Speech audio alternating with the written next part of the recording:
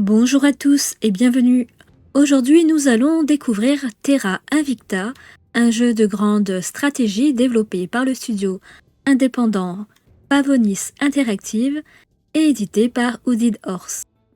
Dans ce jeu, vous incarnez une des 8 factions qui luttent pour l'avenir de l'humanité face à une menace extraterrestre.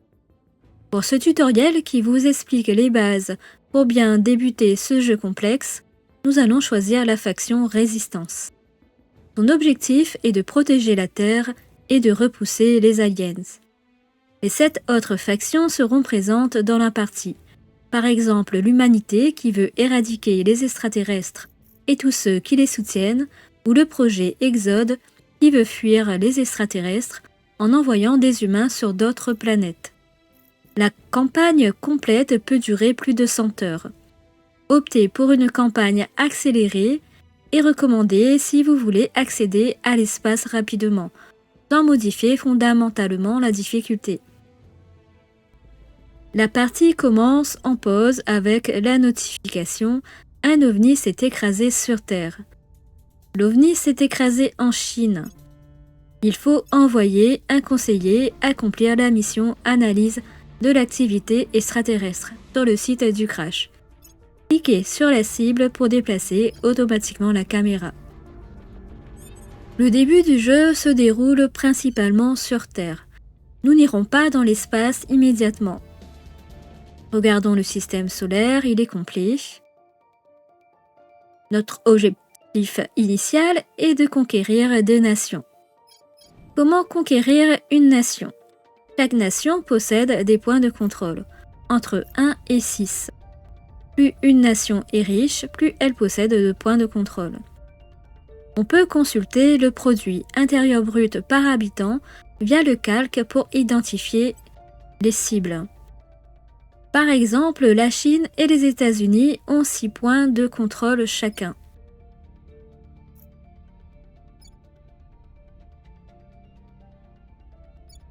En Afrique, le Soudan du Sud n'en a qu'un tandis que la Libye en a 2. La France en possède 4. Le point de contrôle le plus à droite est toujours un point de contrôle exécutif. Pour le conquérir, il faut déjà avoir au moins un autre point de contrôle. Une faction ennemie peut déjà avoir pris les 2 premiers points. Dans ce cas, vous pouvez viser le 3e point, puis le point exécutif si vous êtes assez rapide. On peut éventuellement réserver une nation en prenant un point de contrôle s'il n'y en a que 2. Comment prendre un point de contrôle libre ? S'il est libre, aucune icône de faction n'apparaît. Utilisez la mission Contrôle de nation d'un conseiller.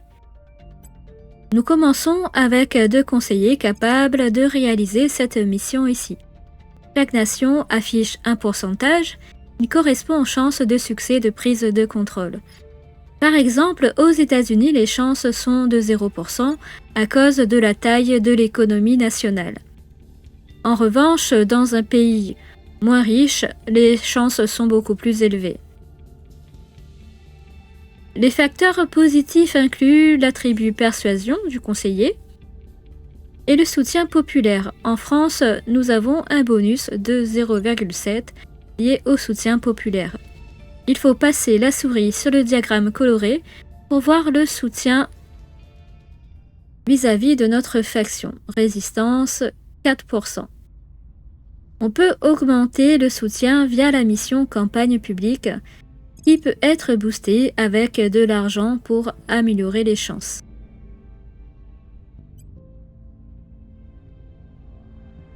Il existe une autre méthode, conquérir des points de contrôle voisins, ce qui augmente le bonus, plus 0,2 par point voisin. Quel pays choisir ? On a besoin de points de propulsion nécessaires pour envoyer sondes et équipements dans l'espace. Pour les obtenir, il faut cibler les nations avec des installations spatiales, comme le Cap Canaveral aux États-Unis ou le Centre spatial de Kourou en Guyane. La France est donc une cible intéressante. Elle est dans ce jeu à la tête de l'Union européenne. Ensuite, il y a au Kazakhstan le cosmodrome de Baïkonour. L'intérêt du Kazakhstan, c'est qu'il est facile à prendre. Les chances de succès sont beaucoup plus élevées qu'avec la France, par exemple. Mais les revenus du Kazakhstan sont peu intéressants, peu de science, peu d'argent. On ne peut pas prendre toutes les nations, la limite des points de contrôle est à respecter. En France, le coût d'un point de contrôle est de 16,64. La limite totale est 148. Sinon, les revenus d'influence seront réduits. Cette limite peut être augmentée par la recherche, en abandonnant des points de contrôle ou en augmentant les attributs, commandement, persuasion ou administration des conseillers.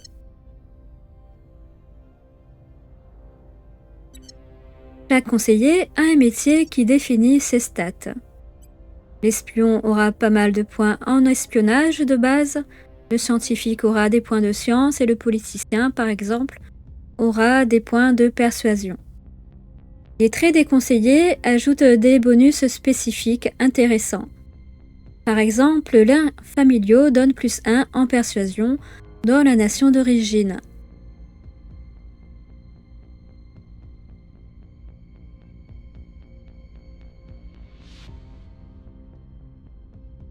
L'unificateur donne +2 en persuasion dans les nations où la cohésion est au moins de 6.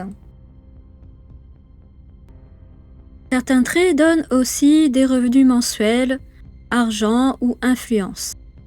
On peut également avoir des malus. On peut dépenser des points d'expérience pour augmenter un trait dès le début. En augmentant l'attribut persuasion, je vais augmenter de 1 point la limite de la valeur des points de contrôle.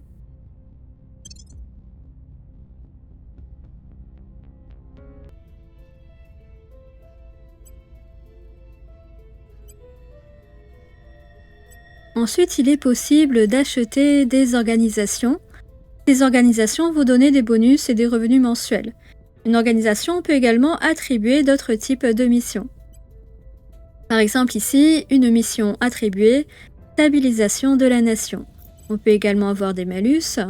Ici, on perd de l'argent, mais on gagne des points d'opération. Certaines organisations ont parfois le prérequis trait gouvernement. Je vais acheter Bellatrix, cela va me donner de la production en sciences.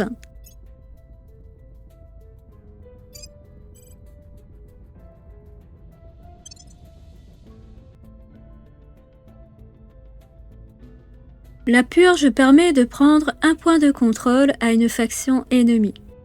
Elle ne dépend pas des points de persuasion, mais de l'attribut espionnage. On va donc utiliser la purge avec Edita, l'espionne. Pour faciliter cette purge, on peut d'abord utiliser la répression.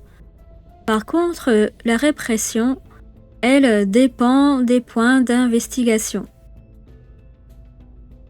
La répression permet de retirer les défenses et de faciliter la purge.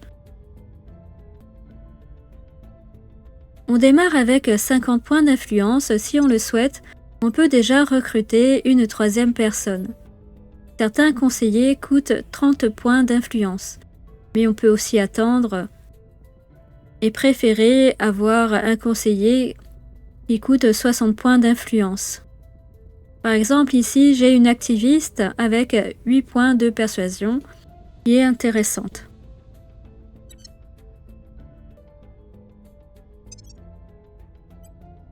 La recherche est divisée en 2 parties, la recherche mondiale et les projets d'ingénierie de la faction. Il y a 3 projets mondiaux auxquels toutes les factions participent. La faction qui investit le plus dans un projet décide du projet suivant. Il existe un arbre de recherche. On peut voir ici l'embranchement, nous ne sommes pas seuls. En suivant les lignes, on peut voir les projets suivants possibles. On va dézoomer Et si on affiche tout l'arbre, on peut être impressionné par son ampleur. En début de partie, on a souvent tendance à se laisser porter par les autres factions, à les laisser décider. Ensuite, on a les projets spécifiques à la faction. Pour l'instant, il n'y en a pas beaucoup.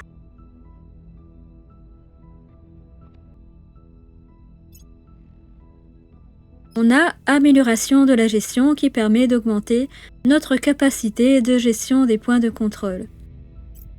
Ici, de 5 points. On a aussi des recherches qui donnent directement des ressources. Par exemple ici, on peut obtenir 25 points d'influence. Comment obtenir d'autres projets? Ce sont les projets mondiaux qui débloquent les projets d'ingénierie. On va aller dans les détails de la technologie. Quand on aura terminé le projet mondial Nous ne sommes pas seuls, on pourra lancer le projet d'ingénierie de faction cellules clandestines. Et quand Destination Espace sera terminé, on pourra lancer le projet de faction Espace de vie de l'habitat. Ensuite, on peut choisir le pourcentage de notre production scientifique à consacrer à chaque recherche.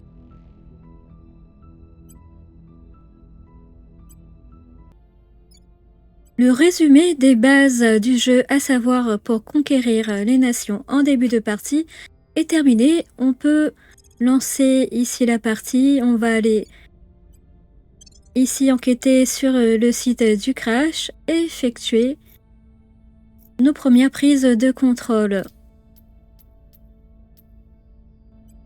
Il ne faut pas oublier que les factions ennemies peuvent également effectuer des répressions et des purges contre nos points de contrôle. Il faudra donc veiller à défendre ses intérêts en utilisant la mission défense des intérêts, qui permet de consolider pendant un certain temps les points de contrôle et les mettre à l'abri d'une prise par l'ennemi. Il y a un petit symbole avec un mur à côté des points de contrôle protégés.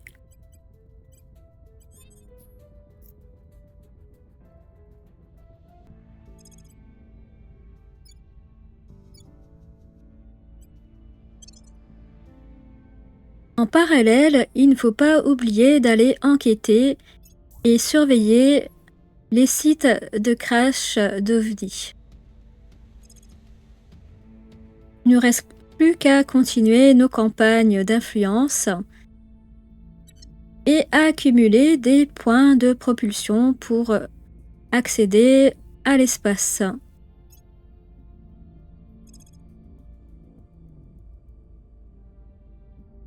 J'espère que cette vidéo vous a plu. Laissez-moi un petit like, abonnez-vous pour plus de vidéos sur des jeux de gestion ou de stratégie.